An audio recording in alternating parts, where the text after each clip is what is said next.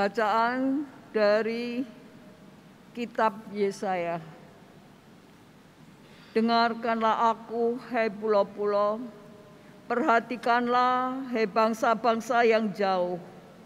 Tuhan telah memanggil aku sejak dari kandungan, telah menyebut namaku sejak dari perut ibuku.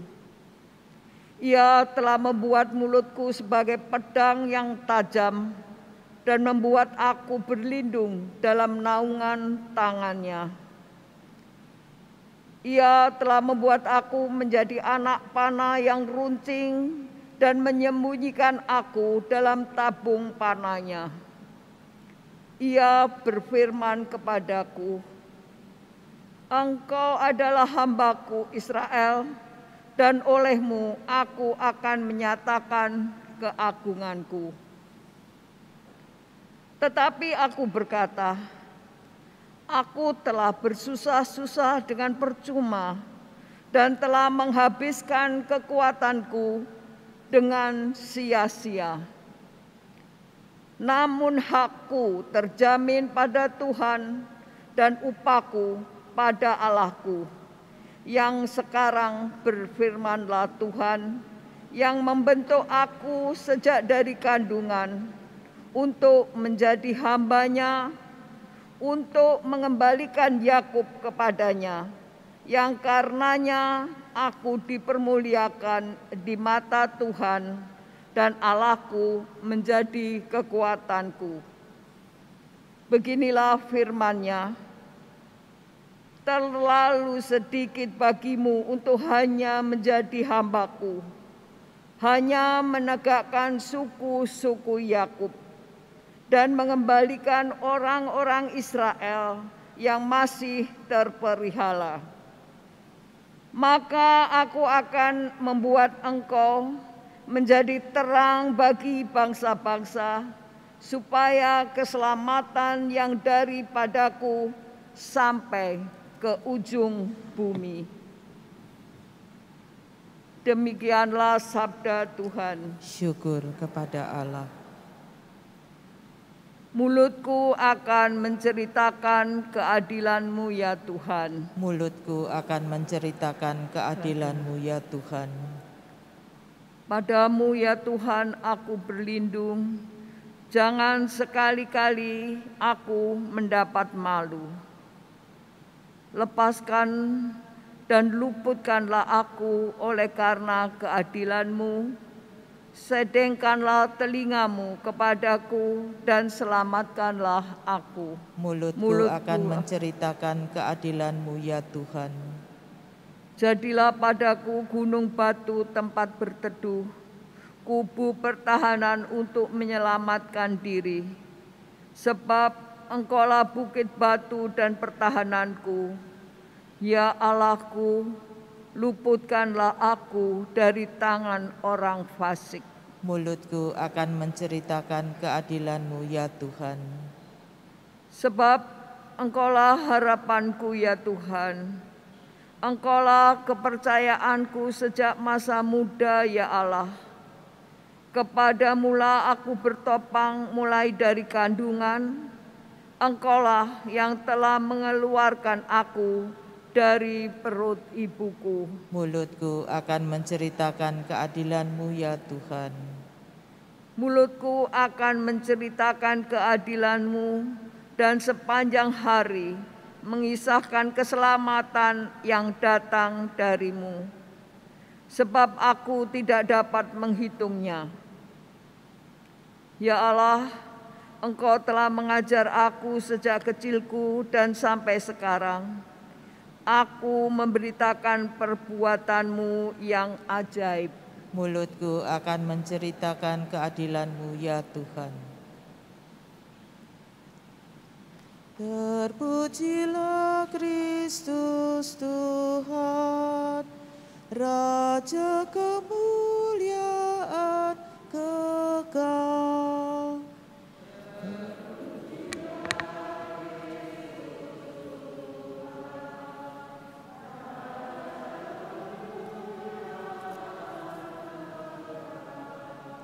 Salam Ya Raja kami yang setia kepada Bapa, Engkau dibawa untuk disalibkan, tidak membuka mulut, seperti domba yang dibawa ke pembantaian. Terpujilah Kristus Tuhan, Raja kemuliaan kekal. Tuhan bersamamu Dan bersama rohmu. Inilah Injil suci menurut Yohanes. Dimuliakanlah Tuhan. Di dalam perjamuan Paskah dengan murid-muridnya, Yesus sangat terharu lalu bersaksi, "Aku berkata kepadamu, sesungguhnya seorang di antara kamu akan menyerahkan aku." Murid-murid itu memandang seorang kepada yang lain. Mereka bertanya-tanya siapa yang dimaksudkannya. Seorang di antara murid-murid Yesus, yaitu murid yang dikasihinya, bersandar dekat padanya di sebelah kanannya. Kepada murid itu, Simon Petrus memberi isyarat dan berkata, "Tanyakanlah, siapa yang dimaksudkannya?" Murid yang duduk dekat Yesus itu berpaling dan berkata kepada Yesus, "Tuhan, siapakah itu?" Jawab Yesus, "Dia adalah orang yang kepadanya Aku akan memberikan roti sesudah aku mencelupkannya." Sesudah berkata demikian, Yesus mengambil roti, mencelupkannya, dan memberikannya kepada Yudas, anak Simon Iskariot. Dan sesudah Yudas menerima roti itu, ia kerasukan iblis. Maka Yesus berkata kepadanya, "Apa yang hendak kau perbuat, perbuatlah dengan segera." Tetapi tidak ada seorang pun di antara mereka yang duduk makan itu mengerti apa maksud Yesus mengatakan itu kepada Yudas. Karena Yudas memegang kas, ada yang menyangka bahwa Yesus menyuruh dia membeli apa-apa yang perlu untuk perayaan itu, atau memberi apa-apa kepada orang miskin. Yudas menerima roti itu, lalu segera pergi. Pada waktu itu, hari sudah malam. Sesudah Yudas pergi, berkatalah Yesus, "Sekarang Anak Manusia dipermuliakan, dan Allah dipermuliakan di dalam Dia. Jikalau Allah dipermuliakan di dalam Dia, Allah akan mempermuliakan Dia juga di dalam dirinya, dan akan mempermuliakan Dia dengan segera. Hai anak-anakku, tinggal sedikit waktu saja aku bersama kamu. Kamu akan mencari aku, dan seperti telah kukatakan kepada orang-orang Yahudi, ke tempat aku pergi, tidak mungkin kamu datang.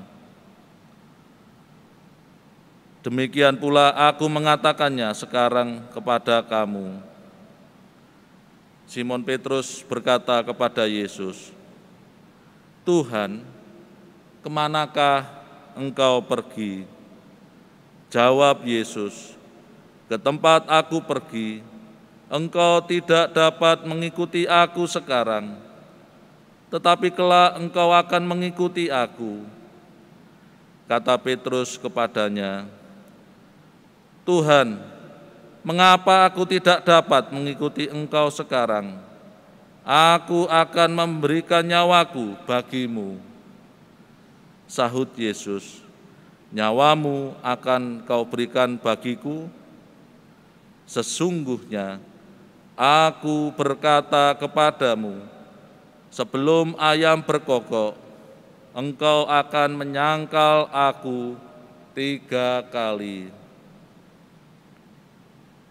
Demikianlah sabda Tuhan. Terpujilah Kristus.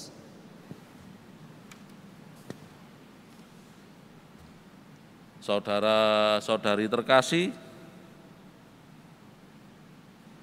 kadang kita mengingini atau mengatakan hal yang kita sendiri tidak mengerti dengan apa yang kita ingini atau yang kita katakan.